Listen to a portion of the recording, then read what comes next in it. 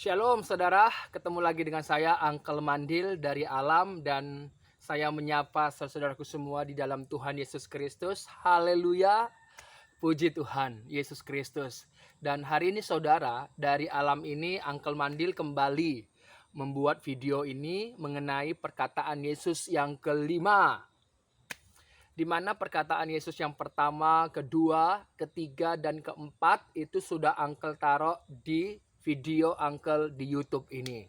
Dan sekarang Uncle akan membuat video menyajikan semuanya kepada saudara supaya kita sama-sama terberkati oleh firman Tuhan dan kita tetap memelihara iman kita di dalam Yesus Kristus dan kita belajar bersama-sama kepada firman-Nya Tuhan Yesus Kristus saudara ya. Dan hari ini persiapkan hatimu saudara dan persiapkan Alkitabmu, persiapkan catatanmu, pensilmu atau penamu dan apapun untuk membuat saudara bisa terberkati ya. Dan hari ini Uncle akan memulai mengenai ucapan perkataan Yesus yang kelima di atas kayu salib.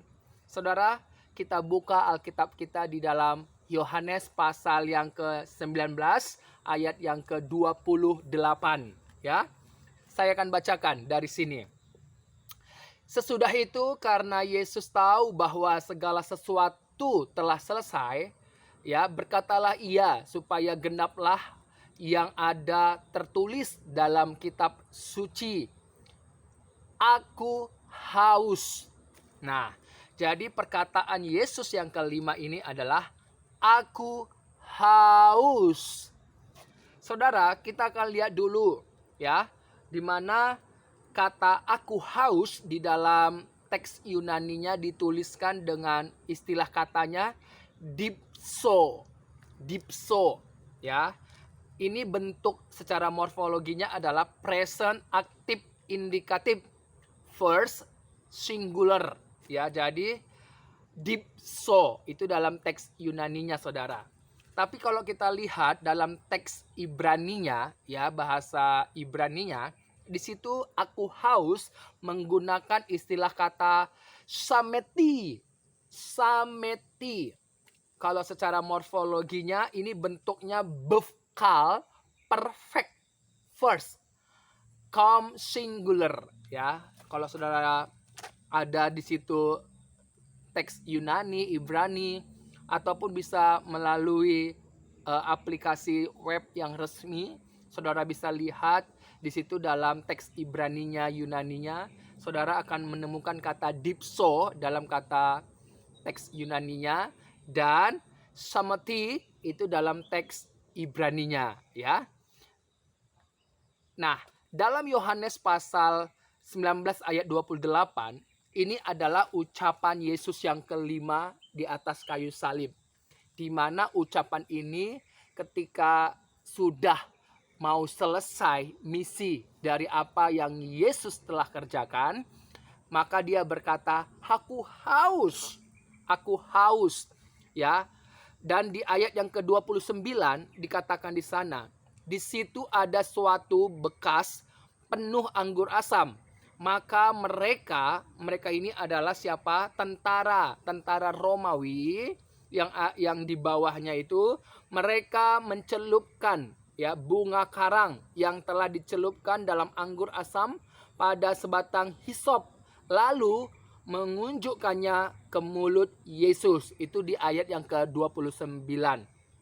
Nah, apa yang bisa saya sampaikan melalui video ini mengenai perkataan Yesus yang kelima ini? Yang pertama, saudara, di mana ungkapan aku haus ini kalau kita perhatikan di ucapan Yesus yang pertama, kedua, ketiga itu diucapkan ketika hari benderang ya, terang. Tetapi ucapan yang keempat itu ketika daerah Golgota, daerah itu diliputi kegelapan. Makanya Yesus berkata apa? Eli, Eli, lama sabachthani. Nah, setelah itu di ucapan yang kelima, oleh karena hampir mau selesai, ya, karena mau selesai, Yesus berkata, aku haus. Dan ungkapan aku haus ini adalah suatu hal yang menunjukkan ya mengenai penderitaan fisik yang dialami oleh Yesus ketika menanggung, memikul dosa dunia di atas kayu salib, di mana dia berkata aku haus. Ini sebenarnya makna figuratif yang melambangkan, yang menunjukkan, yang memberikan makna bahwa adanya penderitaan jasmaninya yang ditanggungnya, yang diembannya. Jadi di sini Yesus menunjukkan bahwa akibat dari pelanggaran dosa itu menyebabkan penderitaan yang begitu mengerikan sekali, saudara. Ya, penderitaannya mengerikan sekali. Dan penderitaan itu juga dialami oleh fisik, ya, fisik yang mati. Begitu mengerikan sekali, saudara, akibat dari ketidaktaatan manusia itu di Taman Eden. Akibat pelanggaran dosa yang telah terjadi itu menyebabkan yang namanya kematian, penderitaan jasmani, ya. Baik itu juga penderitaan secara terpisahnya hubungan. Ya, saudara, ini luar biasa sekali.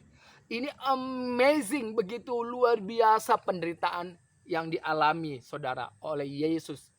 Yesus menanggung dosa dunia ini, saudara.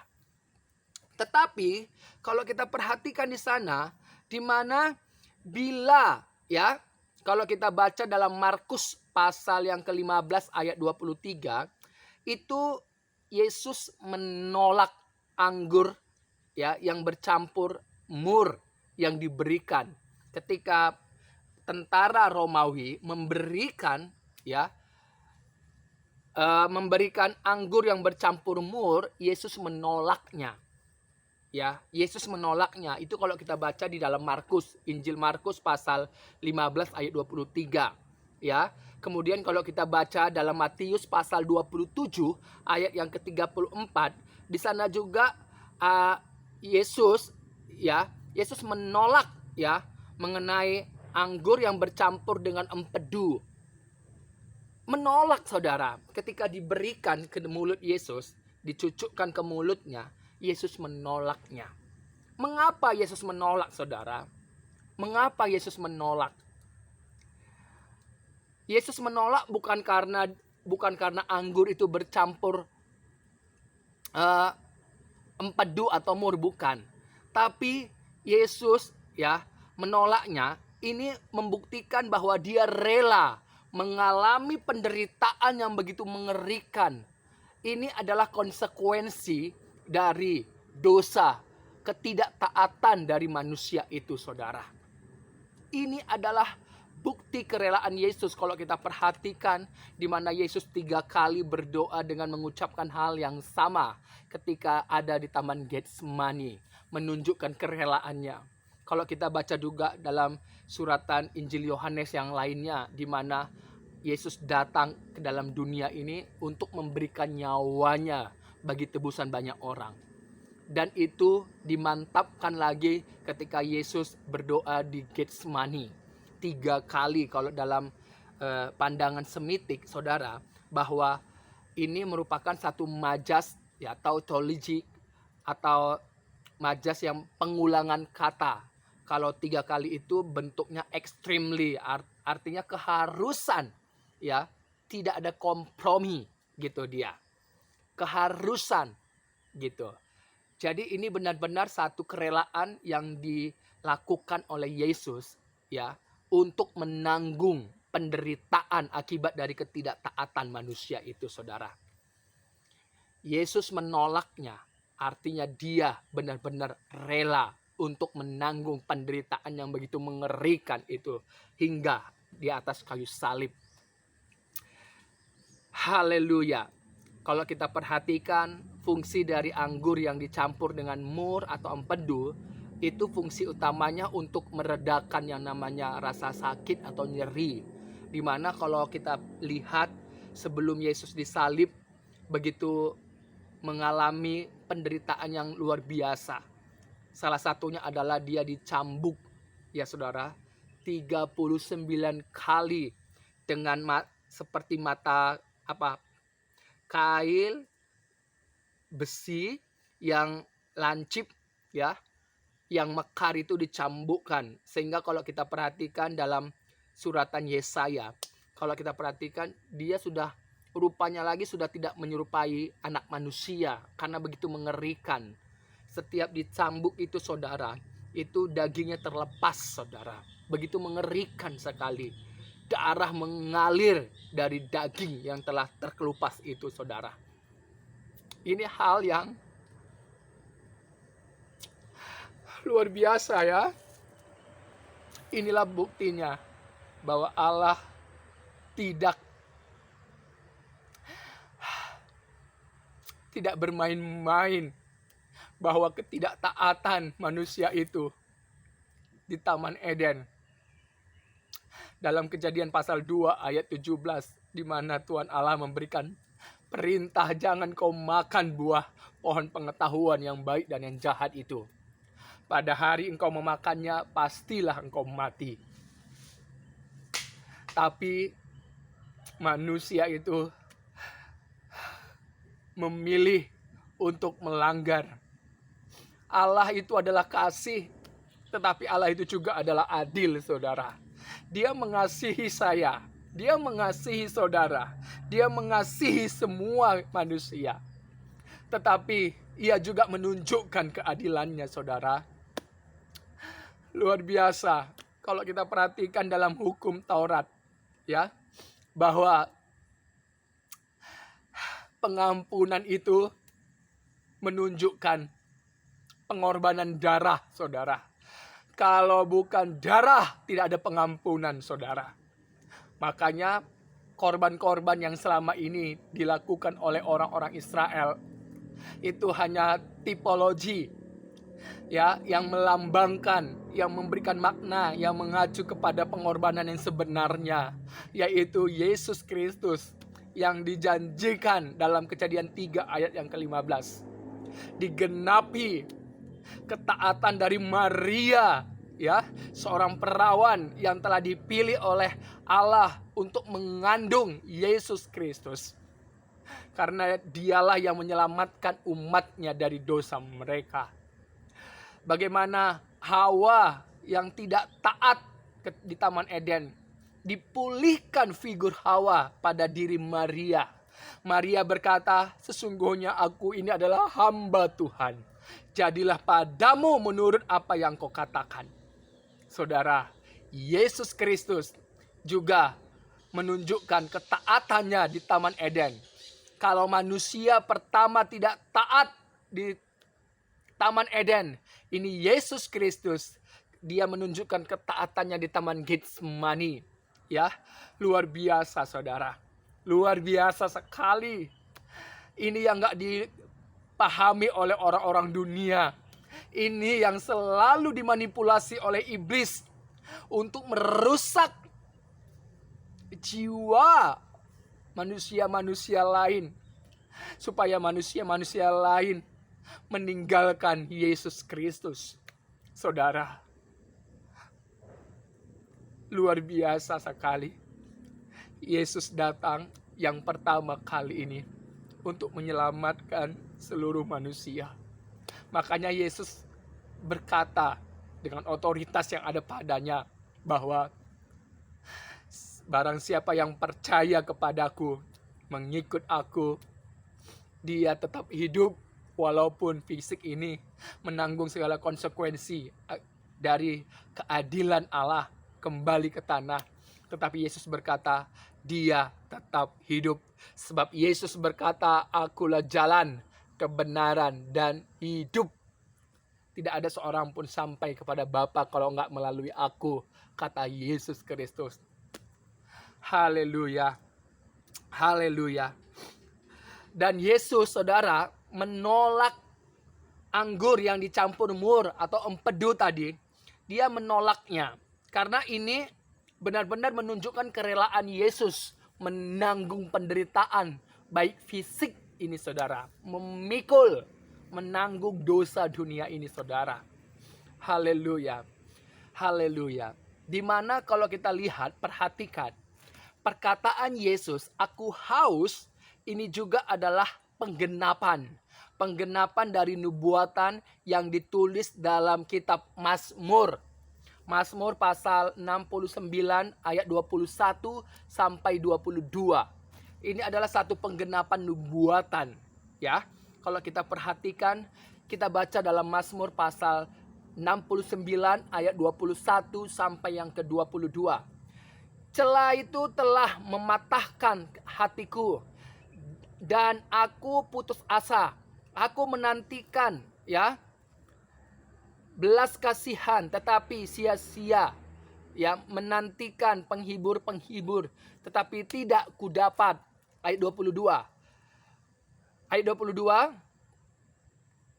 Bahkan mereka memberi aku makan racun, dan pada waktu aku haus mereka memberi aku minum anggur asam. Ini adalah satu nubuatan yang digenapi dalam perkataan Yesus. Apa yang Yesus alami di atas kayu salib ketika sudah mau selesai. Yesus berkata, aku haus. Ini penggenapan yang telah dinubuatkan ribuan tahun. Luar biasa. Dalam Mazmur pasal 69 ayat 21 sampai 22 digenapi oleh Yesus di atas kayu salib, saudara. Haleluya. Haleluya, haleluya. Jadi aku haus ini benar-benar menunjukkan satu penderitaan, saudara. Ini bentuk kiasan figuratif, ya. Sama seperti yang dikatakan oleh Yesus dalam Lukas pasal 16 ayat yang ke-24. Saya akan bacakan. Bapa Abraham, kasihanilah aku. Ini orang kaya yang telah meninggal. Lazarus juga telah meninggal. Jadi Yesus mengatakan perumpamaan ini, di mana dalam perumpamaannya di ayat yang ke-24, Lukas pasal 16, Bapa Abraham, kasihanilah aku. Ini kata orang kaya itu. Suruhlah Lazarus supaya ia mencelupkan ujung jarinya ke dalam air dengan menyejukkan lidahku, sebab aku sangat kesakitan dalam nyala api ini. Saudara, orang kaya ini, dia berada di dalam alam maut. Dia begitu sengsara. Oleh karena apa? Oleh karena ketidakpercayaannya, saudara. Jadi orang yang telah mati, yang percaya kepada kabar baik, ya, yang telah dikatakan oleh Allah di dalam Kejadian pasal 3 ayat 15, dan itu juga ditulis oleh kitab Musa, ya, oleh dalam kitab Mazmur, ya, para nabi, raja, dituliskan dalam perjanjian lama, dan itu digenapi oleh Yesus Kristus. Orang yang telah percaya, punya iman dalam Yesus Kristus, kabar baik itu, Yesus Kristus itu, Mesias itu, maka ketika dia telah meninggal, rohnya ada di Firdaus. Kalau dalam perjanjian lama dikatakan di mana? Di Firdaus, di pangkuan Abraham. Jadi pangkuan Abraham ini dijelaskan oleh Yesus di Firdaus, ketika salah seorang yang disalibkan juga berkata, hari ini juga engkau bersama dengan aku di Firdaus. Luar biasa sekali, saudara. Jadi ini adalah ungkapan Yesus yang kelima, di mana dia berkata, aku haus. Benar-benar ini menunjukkan penderitaan yang dialaminya, fisik yang begitu mengerikan. Sama seperti yang dikatakannya dalam Lukas tadi pasal 16, saudara, ayat 24, bahwa ini menunjukkan figuratif, kiasan yang memberikan makna penderitaan, saudara. Luar biasa sekali, saudaraku. Makanya saudara, kita bersuka cita sekali di dalam Yesus. Imanmu tidak sia-sia, saudara. Tidak sia-sia imanmu dalam Yesus Kristus. Luar biasa sekali, saudara. Luar biasa. Bersyukurlah kau kepada Tuhan Yesus Kristus yang menyelamatkan hidupmu, saudara.